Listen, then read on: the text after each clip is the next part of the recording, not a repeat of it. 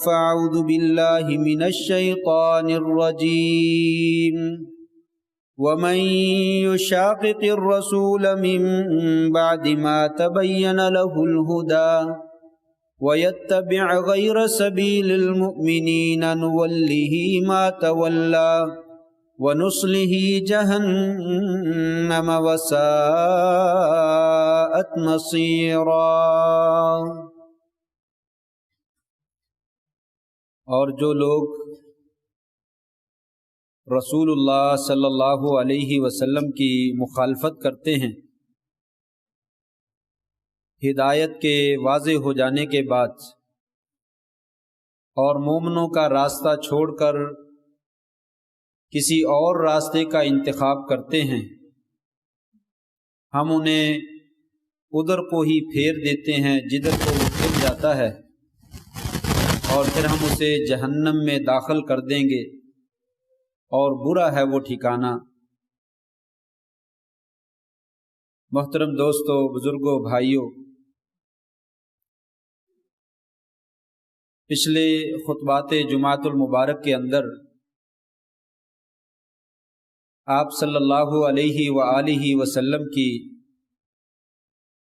سیرت طیبہ کے مختلف پہلوؤں کا تذکرہ کیا گیا۔ آپ کی عظمت، شان و شوکت، آپ کی رفعت اور بلندی، اور کائنات میں آپ کا مقام جو اللہ تبارک و تعالی نے سب سے بڑھ کر رکھا ہے، اس کا بہت سارے خطبات میں جو ہے وہ تذکرہ کیا گیا۔ یہ تذکرہ بیان کرنے کا ایک ہی مقصد ہوتا ہے کہ آپ صلی اللہ علیہ وسلم اللہ کے سچے رسول ہیں، آپ کی رسالت پر ایمان لایا جائے، اور آپ جو شریعت لے کر آئے ہیں وہ سچی شریعت ہے، اس شریعت پر ایمان لایا جائے۔ آپ نے جو ایک ایک بات کا ہمیں حکم دیا ہے وہ بالکل اللہ کا پیغام ہے، اور اللہ کا سچا پیغام ہے، اور آپ نے ہمیں اس پر عمل کرنے کی دعوت دی ہے، صرف ہماری سمع خراشی نہیں فرمائی ہے کہ لوگوں کو کوئی قصہ سنا دیا گیا ہے، کوئی کہانی سنا دی گئی ہے، ایسا مسئلہ نہیں ہے، بلکہ جس بات کا حکم دیا گیا ہے اس کے کرنے کا حکم دیا گیا ہے، اور جس بات سے روکا گیا ہے اس کا مطلب یہ ہے کہ ہم اس سے رک جائیں۔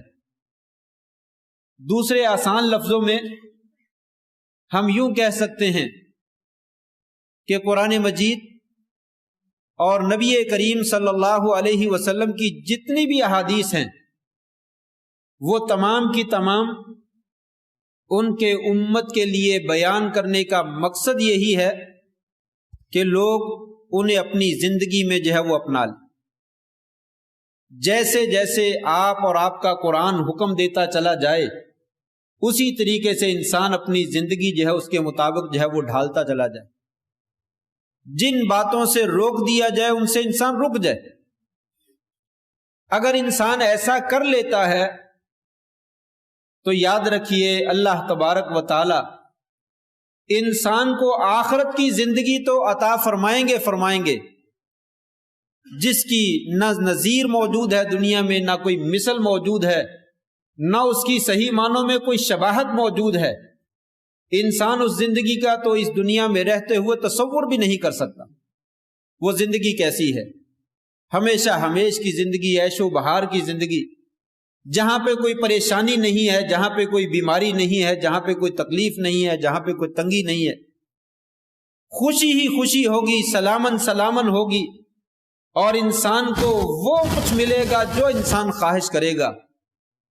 وہ زندگی تو اللہ تعالیٰ انسان کو عطا فرمائے گا ہی فرمائے گا۔ یہ دنیا کی زندگی بھی انسان کے لیے باعث بابرکت بن جاتی ہے۔ دنیا میں بھی اللہ تبارک و تعالی خیر و برکت جو ہے وہ نازل فرماتے ہیں، اور انسان کو وہاں سے رزق دیتے ہیں جہاں سے انسان کا تصور نہیں ہوتا۔ اور انسان کی وہاں سے پریشانیاں رفع فرما دیتے ہیں جہاں سے انسان کا تصور نہیں ہوتا۔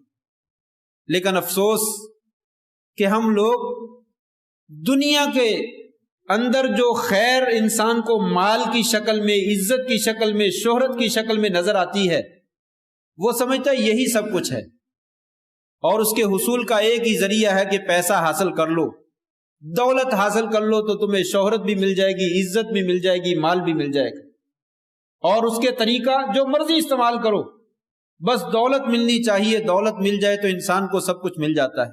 ایسا نہیں، انسان اللہ کے رسول صلی اللہ علیہ وسلم کی اطاعت کو حاصل کرے تو اسے اللہ تبارک و تعالی شہرت بھی عطا کرتے ہیں، عزت بھی عطا کرتے ہیں، اور دنیا بھی عطا کرتے ہیں۔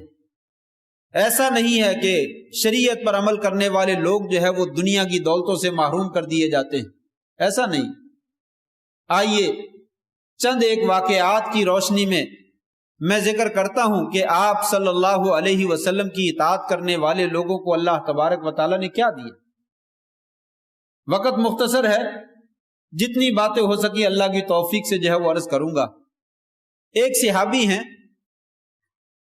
ان کا نام میں بعد میں ذکر کرتا ہوں۔ آپ صلی اللہ علیہ وسلم ایک جنگ میں جاتے ہیں، لڑائی ہوتی ہے، جنگ ختم ہو جاتی ہے، مسلمانوں کو مال غنیمت ملتا ہے۔ آپ صلی اللہ علیہ وسلم جنگ کے ختم ہونے کے بعد صحابہ سے پوچھتے ہیں، میرے صحابہ کس کس کو تم گم پا رہے ہو؟ صحابی نام لیتے ہیں، یا رسول اللہ لگتا ہے وہ فلاں صحابی شہید ہو گیا، وہ فلاں صحابی شہید ہو گیا، وہ فلاں شہید ہو گیا۔ آپ صلی اللہ علیہ وسلم فرماتے ہیں، پھر دوبارہ پوچھتے ہیں اور کون شہید ہوا، اور کون نظر نہیں آ رہا؟ صحابہ کرام پھر کچھ لوگوں کا نام لیتے ہیں۔ آپ تیسری مرتبہ پھر سوال کرتے ہیں، اے میرے صحابہ کرام کون نظر نہیں آ رہا، آج کون شہید ہو گیا ہے؟ صحابہ کرام فرماتے ہیں، یا رسول اللہ بس اور تو کوئی معلوم نہیں ہو، بس یہی بندے تھے جن کا ہم نے نام لے دی۔ آپ صلی اللہ علیہ وسلم فرماتے ہیں، وَلَكِنِّي كُنْتُ أَفْقِدُ جُلَيْبِيبًا، اے میرے صحابہ مجھے جلیبیب میرا صحابی جو ہے وہ نظر نہیں آ، جلیبیب صحابی نظر نہیں آ۔ صحابہ کرام کو حکم دیا، جاؤ اس کو تلاش کرو۔ صحابہ کرام گئے اور صحابی کو تلاش کرنے لگے۔ ایک جگہ پہ وہ شہید پڑا ہوا نظر آیا، آپ کو خبر دی گئی، آپ صلی اللہ علیہ وسلم وہاں پہ تشریف لے گئے۔ آپ نے دیکھا کہ 7 بندے اس کے ارد گرد جو ہے وہ پڑے ہوئے ہیں، 7 مشرک پڑے ہوئے ہیں، اور ایک وہ اکیلا درمیان میں جو ہے وہ گرا ہوا۔ آپ نے بڑے تعجب کا اظہار کیا، قاتل 7 ثم قتلوہ، اللہ اکبر، اس نے 7 بندوں کو شہید قتل کیا اور پھر اس کے بعد یہ خود بھی جام شہادت نوش کر گیا۔ سبحان اللہ، قاتل 7 ثم قتلوہ، قاتل 7 ثم قتلوہ، اس نے 7 بندوں کو جہنم واصل کیا اور پھر اللہ کی جنت میں خود داخل ہو گیا۔ پھر آپ صلی اللہ علیہ وسلم نے جو ہے اس کو اپنے دونوں بازوؤں پہ اٹھا لیا، اپنے ہاتھوں پہ اٹھایا، اور آپ صلی اللہ علیہ وسلم نے اس کو کفن دیا، اور کفن دے کر آپ نے خود اس کو قبر میں اتارا۔ آپ نے فرمایا، لوگو جلیبیب منی وانا منہ، جلیبیب منی وانا منہ، جلیبیب مجھ سے ہے اور میں جلیبیب سے ہوں، یہ میرے ہی وجود کا ایک ٹکڑا ہے، میرا اس سے گہرا تعلق ہے اور اس کا میرے ساتھ جو ہے وہ گہرا تعلق ہے۔ ایک طرف اس کو سامنے رکھیے کہ آپ صلی اللہ علیہ وسلم اس کو کتنا مقام عطا فرما رہے ہیں۔ صحابی بیان کرتے ہیں کہ جلیبیب کو کسی نے سہارا نہیں دیا، بلکہ اپنے دونوں ہاتھوں پہ آپ صلی اللہ علیہ وسلم نے خود اٹھایا اور قبر مبارک کے اندر خود اتارا، اسے خود دفن کیا، اور کہا جلیبیب منی وانا منہ، لوگو جلیبیب مجھ سے ہے اور میں جلیبیب سے۔ دوسری طرف ایک صحابی بیان کرتے ہیں، ابو برزہ رضی اللہ تعالیٰ عنہ، فرماتے ہیں جلیبیب وہ صحابی تھے جو شکل و صورت سے کوئی اچھے نہیں تھے، لوگ ان کو کوئی اہمیت دینے کے لیے تیار نہیں تھے، بلکہ جیسے کوئی مست قسم کا آدمی ہوتا ہے کہ وہ گھروں میں بھی چلا جاتا ہے تو کوئی پرواہ نہیں کرتا، اس طرح یہ لوگوں کے گھروں میں چلے جاتے تھے، عورتوں کی محفل میں بھی چلے جاتے تھے، اور یہ عورتوں سے بات کر لیتے اور عورتیں جو ہے ان کو بات کر لیتی. کوئی جو ہے ان کو برا نہیں سمجھتا تھا کہ معمولی سا آدمی ہے، اسے تو دنیا کا خبر ہی نہیں ہے، اسے تو دنیا کے معاملات کا سرے سے علم ہی نہیں ہے. تو میں نے اپنی بیوی سے کہا، ابو برزہ کہتے ہیں، میں نے اسے کہا کہ یہ جلیبیب نوجوان آدمی ہے، یہ تیرے گھر میں نہیں آنا چاہیے. لیکن ایک دن نبی کریم صلی اللہ علیہ وسلم ایک انصاری صحابی کے گھر میں گئے اور جا کر کہنے لگے، اے انصاری صحابی، مجھے جو ہے وہ آپ کی بیٹی کا رشتہ چاہیے. صحابہ اکرام جانتے تھے جب کسی عورت کا شوہر فوت ہو جاتا تو وہ انتظار کرتے کہ اگر آپ صلی اللہ علیہ وسلم کی جانب سے پیغام آ جائے تو ہم اپنی بیٹی کا رشتہ آپ کو دے دیں، اگر نہ آتا تو پھر اس کے لیے رشتہ جو ہے وہ تلاش کرتے. تو انصاری صحابی کے پاس گئے اور جا کر کہا، اے انصاری صحابی، مجھے تیری بیٹی کا رشتہ چاہیے.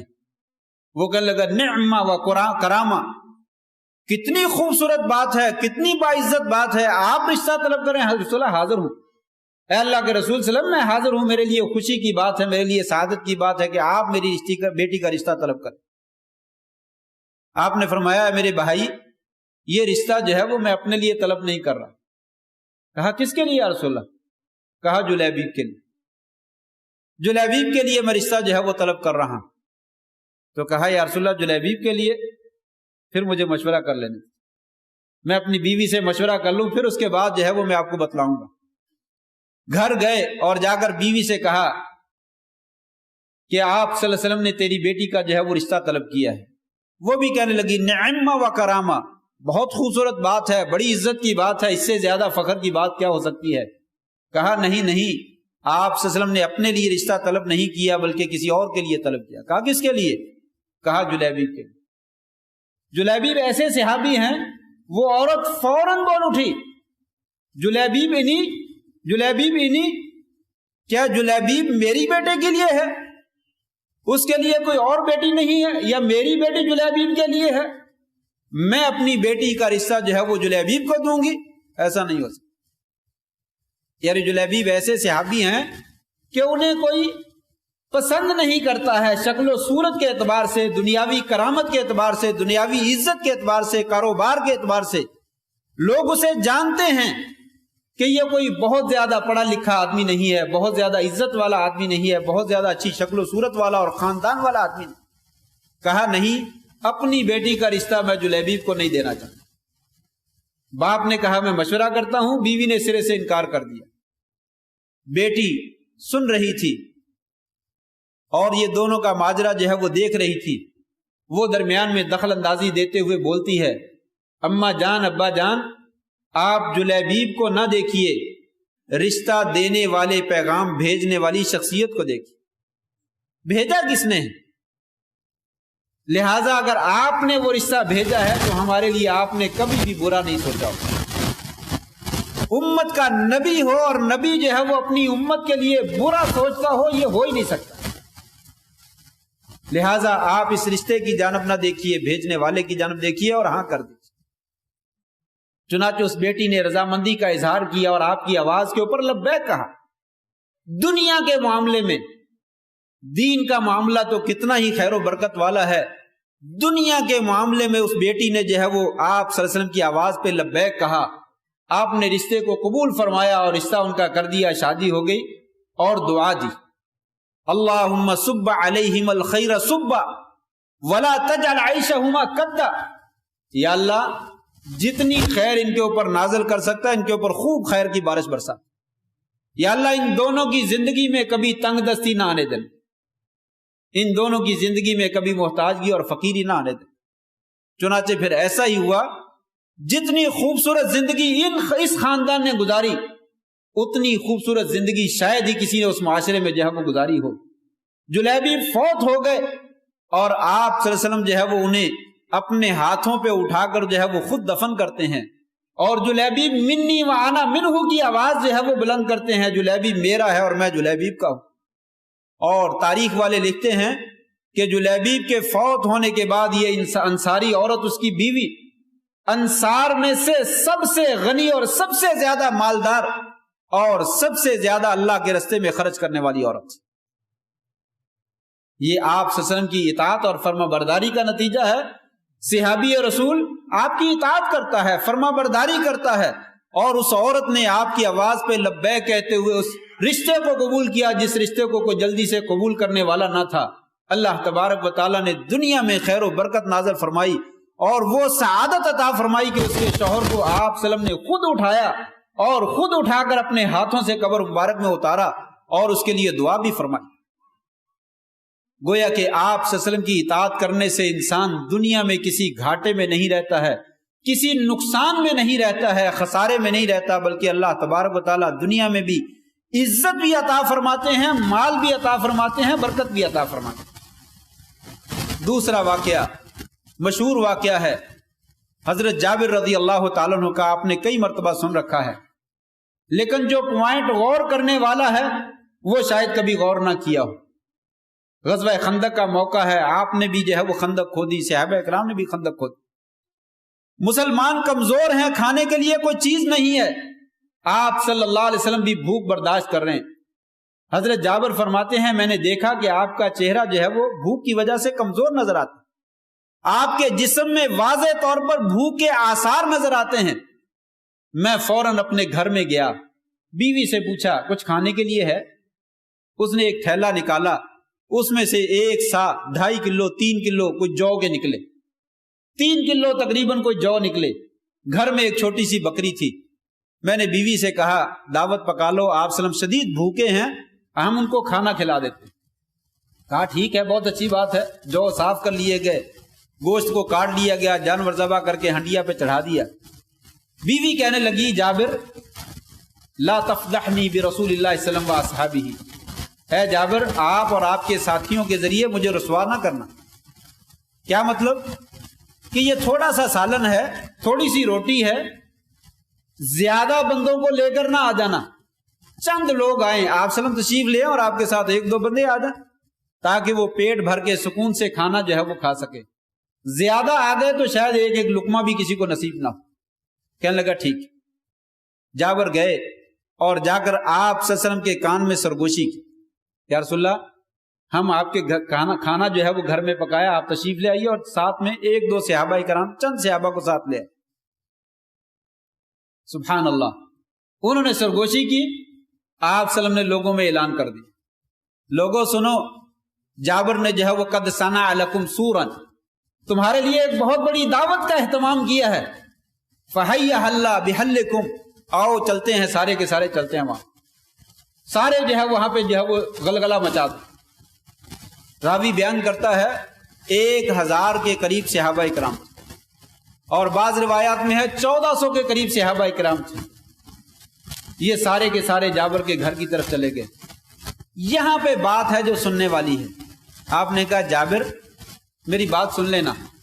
جی یا رسول اللہ، جب تک میں نہ آ جاؤں چولہے سے ہنڈیا کو نہیں اتارتا، جب تک میں نہ آ جاؤں تم نے آٹے کو پکانا نہیں شروع کرنا۔ یہ میری 2 باتیں یاد رکھنا، ہنڈیا کو چولہے سے نہیں اتارنا ہے اور روٹی کو پکانا شروع نہیں کرنا۔ جابر جو ہے وہ جلدی سے لشکر سے پہلے جو ہے وہ گھر پہنچے اور جا کر ساری خبر دے دی کہ بیگم صاحبہ وہ تو سارا لشکر آ رہا۔ بیوی جو ہے وہ کہتی ہے بکا و بکا و بکا و بکا، تو ایسا تو ایسا تو ایسا، تو نے یہ کیا کر دیا، تو نے ہمیں رسوا کرنا چاہتا ہے، آج سارا معاملہ خراب ہو جائے گا۔ 5-10 بندوں کا کھانا ہے، 1000 یا 1400 صحابہ اکرام کیسے کھانا کھائیں گے؟ کہنے لگے گھبراؤ نہیں، کوئی مسئلہ نہیں ہے، میں نے تیری تابعداری کی ہے، جو تو نے حکم دیا تھا وہی پیغام جا کر میں نے دیا ہے۔ یہ سب لوگوں کو دعوت میں نے نہیں دی ہے، نبی کریم صلی اللہ علیہ وسلم نے دی ہے، انشاءاللہ اللہ بہتر کرے گا۔ چنانچہ تم جو ہے وہ بھی ہنڈیا نیچے نہیں اتارنی ہے اور آٹے کو پکانا شروع نہیں کرنا۔ چنانچہ آپ صلی اللہ علیہ وسلم تشریف لائے، آپ آگے بڑھے اور آٹے میں اپنا لعاب مبارک ڈالا اور دعا دی، برکت کی۔ پھر اسی طرح ہنڈیا میں لعاب ڈالا اور دعا دی، برکت کی۔ پھر کہا پکاؤ۔ اب پکانے لگے، کہا 10-10 بندے اندر بلاتے جاؤ۔ 10-10 بندے جو ہے وہ بلا کر جو ہے وہ کھانا کھلاتے چلے گئے، اور کھانا کھلاتے کھلاتے وہ پورا لشکر جو ہے وہ کھانا کھا کر فارغ ہو گیا۔ صحابی بیان کرتے ہیں حضرت جابر رضی اللہ تعالیٰ عنہ، وَإِنَّ بُرْمَتَنَا لَتَغِتْ كَمَا هُوَ، یا کما ہی، ہماری ہنڈیاں اسی طرح جوش مار رہی تھی جیسے ابھی کھانا شروع کرنے سے پہلے جوش مار رہی. وَإِنَّ خُبْزَتَنَا، ہمارا آٹا، وَإِنَّ عَجِيزَتَنَا کما ہی، اور ہمارا آٹا جو تھا وہ اسی طرح پڑا ہوا تھا جیسے جو ہے وہ پکانے سے پہلے پڑا ہوا تھا. ابھی تک ایسے محسوس ہو رہا تھا کہ اس میں سے کسی بندے نے کھانا کھایا ہی. یہ اس بات میں واقع میں یہ بات ضرور ہے کہ آپ وسلم کا معجزہ اور آپ وسلم کی برکت اور آپ وسلم کا لعاب مبارک جو انتہائی بابرکت تھا اس کی تاثیر تھی. اللہ نے آپ کے ہاتھ پہ معجزہ بھی صادر فرمایا کہ آٹا بھی کچھ کم نہیں ہوا اور سالن بھی کچھ کم نہیں ہوا، اور 1400 صحابہ کرام یا 1000 کے قریب صحابہ کرام کھانا کھا کر فارغ ہو گئے. یہ برکت. لیکن دراصل یہاں پہ اصل برکت جو تھی وہ آپ صلی اللہ علیہ وسلم کی تابع داری کی تھی، فرما برداری کی تھی. جابر جب تک میں نہ آ جاؤں اس وقت تک آٹا پکانا شروع نہیں کرنا، جب تک میں نہ آ جاؤں ہنڈیا کو چولہے سے نہیں اتارنا.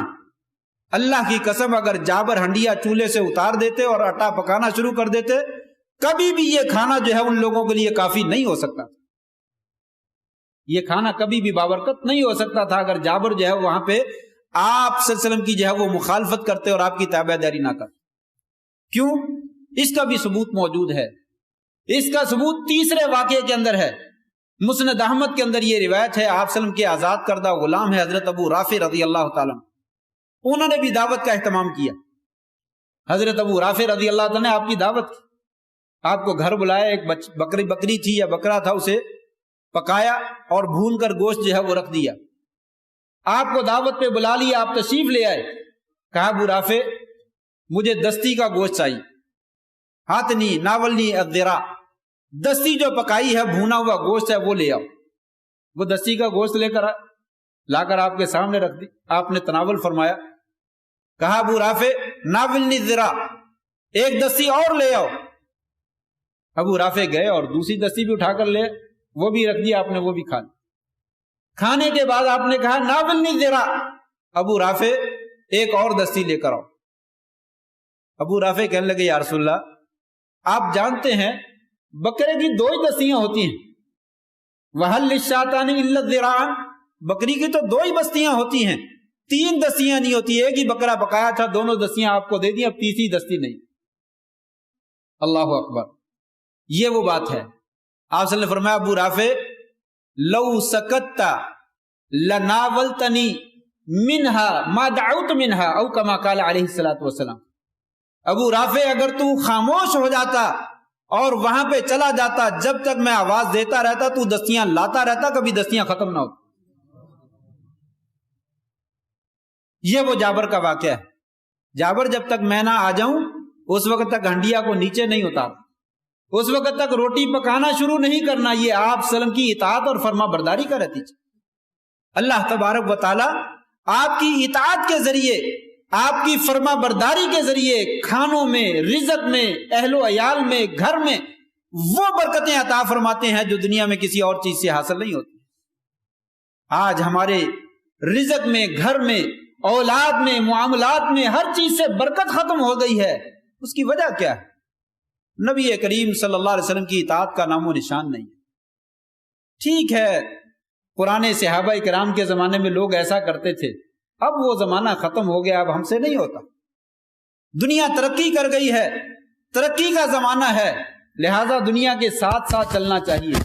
شریعت نہیں منع کرتی، ساتھ چلیے لیکن شریعت کے دائرے کے اندر رہتے ہوئے، شریعت کے دائرے کے اندر رہتے ہوئے دنیا کے ساتھ چلیے. اللہ تبارک و تعالی اور اللہ کا رسول منع نہیں کرتا، لیکن آج حلال پچتا ہی، حلال کھانا انسان کو ہضم ہوتا ہی نہیں ہے. جب تک انسان حرام کھانا جو ہے وہ نہیں کھا لیتا اس وقت تک سمجھتا میرا پیٹ جو ہے وہ نہیں بھرتا. کون ہے جو حلال کھاتا ہو؟ الا ماشاءاللہ تلاش کرنے سے بھی شاید نہ انسان ملتا.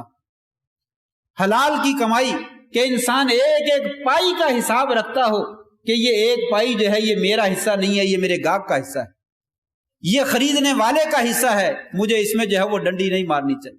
2 نمبر سامان جو ہے وہ نہیں فروخت کرنا چاہیے، غلط چیزیں جو ہے وہ بازار میں نہیں بیچنی چاہیے. ہر قسم کا باسی گوشت ہو، سامان ہو، اس میں مکس کر کے، ملاوٹ کر کے، زہریں کر کے انسان جو ہے وہ دے دیتا ہے. اور کہتا ہے میں نے حلال کا رزق کمایا. دودھ میں کون نہیں ملاوٹ کرتا؟ اتنی بھینسیں ہیں کہاں، اتنے جانور ہیں کہاں جہاں سے یہ دودھ آتا ہے اور دودھ ختم نہیں ہوتا. لوگ جو ہے وہ دودھ لے جانے والے ختم ہو جاتے. یہ پتہ نہیں کیا کیا مکس کر کے جو ہے وہ دے دیا جاتا اور اس کو خالص ایک نمبر دودھ جو ہے وہ بنا کر بیچا جاتا. اور جتنے بھی معاملات، یہ ایک مثال ہے، جتنے بھی معاملات ہیں انسان کون سوچتا ہے کہ حلال ہونا چاہیے یا نہیں ہونا چاہیے؟ بیٹی دودھ میں پانی ملا دو، صبح صبح کا ٹائم ہے، یہاں کون دیکھ رہا ہے؟ کہا عمر نے منع کر رکھا ہے. کہا عمر کون سا یہاں پہ موجود ہے؟ کہا عمر نہیں موجود، عمر کا رب تو یہاں پہ موجود، وہ تو دیکھ رہا ہے.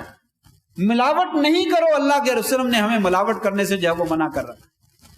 ایک اور روایت ترمذی کی یہ روایت ہے، سند کے اعتبار سے اگرچہ صحیح نہیں ہے لیکن اس کا معنی 100% صحیح ہے، مفہوم بالکل صحیح ہے. آپ صلی اللہ علیہ وسلم نے ایک لشکر روانہ کیا، جاؤ چلے جاؤ فلاں جگہ پہ جا کر جہاد کرو. جہاد پہ چلے گئے. ایک صحابی غالباً عبداللہ ابن رواحہ رضی اللہ تعالیٰ عنہ، وہ کہنے لگے آج جمعے کا دن ہے، لہٰذا جمعے کی نماز مسجد نبوی میں ادا کر لوں اور آپ کے پیچھے پڑھ لوں، پھر اس کے بعد تیز ترین سواری کے ساتھ میں دشمن لشکر کے ساتھ جا کر جو ہے وہ مل جاؤں گا اور جہاد کر لوں گا. چنانچہ وہ جمعہ پڑھنے کے لیے بیٹھ گئے. آپ نے جمعے میں دیکھا اور دیکھا کہ عبداللہ ابھی تک گیا نہیں ہے. جمعے کے بعد پوچھا عبداللہ گئے کیوں نہیں؟ یا رسول اللہ جہاد کا موقع تھا، معلوم نہیں زندگی میں دوبارہ آپ کے پیچھے جمعہ پڑھنا نصیب ہوگا یا نہیں ہوگا، آپ کی مسجد میں دوبارہ نماز پڑھنا نصیب ہوگی نہیں ہوگی. میں نے کہا جہاد میں بھی شریک ہو جاؤں گا، جمعہ اور نماز بھی پڑھ لوں، ابھی میں چلا جاتا ہوں. آپ صلی اللہ علیہ وسلم نے فرمایا اے میرے صحابی، لو انفقت ما فی الارض لما بلغت فضل غدوتہم او کما قال علیہ الصلوۃ والسلام. ساری کائنات میں جتنی دولت ہے تو خرچ کر دے، جو وہ صبح صبح لوگ چلے گئے ہیں ان کی فضیلت تک اور ان کے مقام و مرتبے تک تو نہیں پہنچ سکتا. یہ روایت اہل علم نے کمزور قرار دی ہے سند کے اعتبار سے، لیکن قرآن مجید کی آیات اور احادیث مبارکہ اس کی وضاحت کرتی ہیں کہ بالکل ایسا ہی ہے. آپ سلم کی نافرمانی کرنے والا اور اطاعت کو ترک کرنے والا ان لوگوں کا مقابلہ کسی صورت میں کر ہی نہیں سکتا ہے جنہوں نے آپ کی اطاعت کی ہے اور آپ کی فرما برداری کی.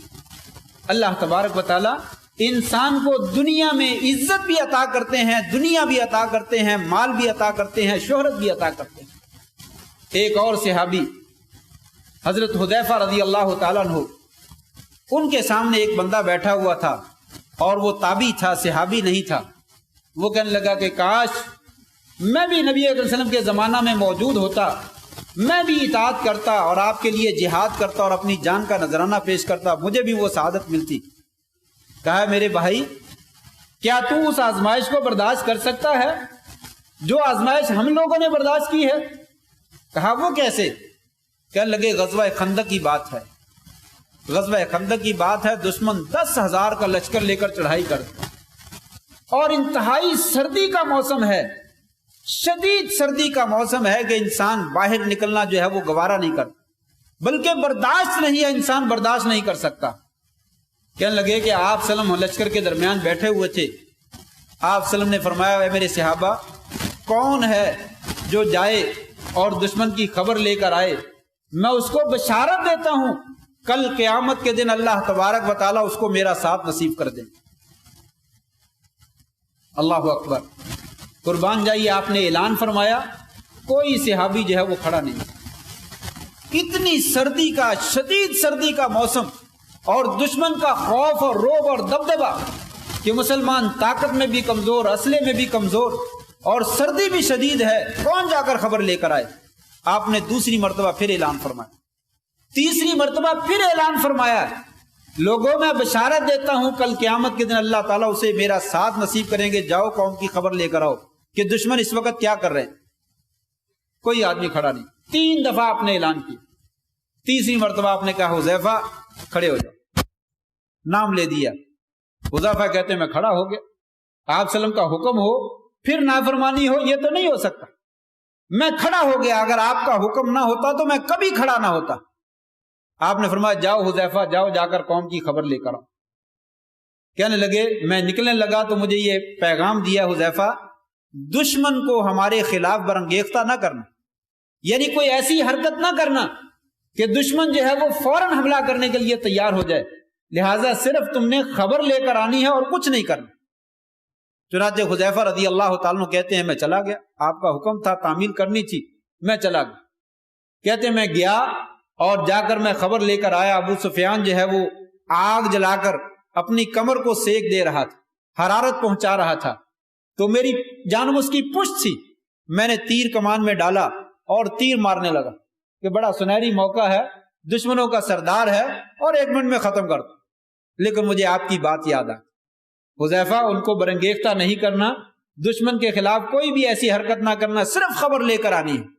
چنانچہ کہتے ہیں میں وہیں پہ کمان اپنی واپس رکھی، تیر جیب میں ڈالا اور واپس آ گیا۔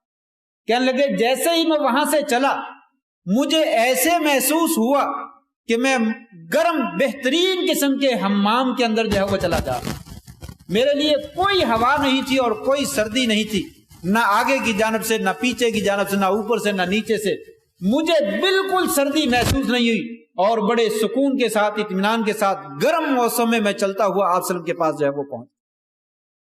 یہ ہے آپ صلی اللہ علیہ وسلم کی اطاعت کا نتیجہ کہ آپ صلی اللہ علیہ وسلم کی فرما برداری کی جائے، اللہ تبارک و تعالیٰ دنیا میں بھی اپنی رحمت اور برکت اور اپنا فضل جو ہے وہ عطا فرماتے ہیں، اور انسان کو وہ چیز عطا فرماتے ہیں جس کا انسان کے ہاں جو ہے وہ تصور بھی نہیں ہوتا۔ لیکن افسوس کہ آج ہم آپ کو بھول گئے ہیں کہ نبی کریم صلی اللہ علیہ وسلم کی اطاعت ٹھیک ہے، جتنی ہو سکتی ہے کر لو، جتنی نہیں ہوتی نہ صحیح، گزارا ہو ہی جائے گا، اللہ نے بخشنا تو ہے ہی ہے، جنت تو کسی نہ کسی کو دینی ہے، اس کو ہم نے کو نہیں دینی تو اور کس کو دینی، ٹھیک ہے یہ امید ہونی چاہیے، لیکن آپ صلی اللہ علیہ وسلم کی اطاعت کا جذبہ بھی ہونا چاہیے۔ آپ کا جو مقام بیان کیا گیا ہے، آپ کی اپنی امت کے ساتھ جو محبت کا تذکرہ کیا گیا ہے کہ کس قدر آپ امت کے لیے شفیق تھے اور مہربان تھے اور ہمارے لیے دعائیں کرتے رہے ہیں، اور آپ نے کس طریقے سے ہمارے لیے جو ہے وہ جان کی قربانی اور نذرانہ جو ہے وہ پیش کیا ہے، تو ہمیں بھی، ہمارے اوپر بھی حق بنتا ہے کہ ہم آپ صلی اللہ علیہ وسلم کی باتوں کو وہ مقام دیں جو اللہ تبارک و تعالیٰ نے ہمیں دینے کا حکم دیا ہے، کہ آپ کی ایک ایک بات کو تسلیم کیا جائے، اپنی زندگی میں ڈھالنے کی اس کو کوشش کی جائے۔ جب انسان کوشش کرتا ہے تو اللہ تبارک و تعالیٰ جو ہے وہ توفیق دے دیتا ہے۔ اللہ سے دعا ہے اللہ تبارک و تعالیٰ ہمیں بھی اپنی زندگیوں کو آپ صلی اللہ علیہ وسلم کی سیرت طیبہ کے مطابق جو ہے وہ گزارنے کی توفیق نصیب فرمائے، اور وہی جذبہ اطاعت کا جو صحابہ کرام میں موجود تھا اللہ تعالیٰ ہمیں بھی وہ جذبہ جو ہے وہ نصیب فرما دے۔ وآخر دعوانا ان الحمد للہ رب العالمین۔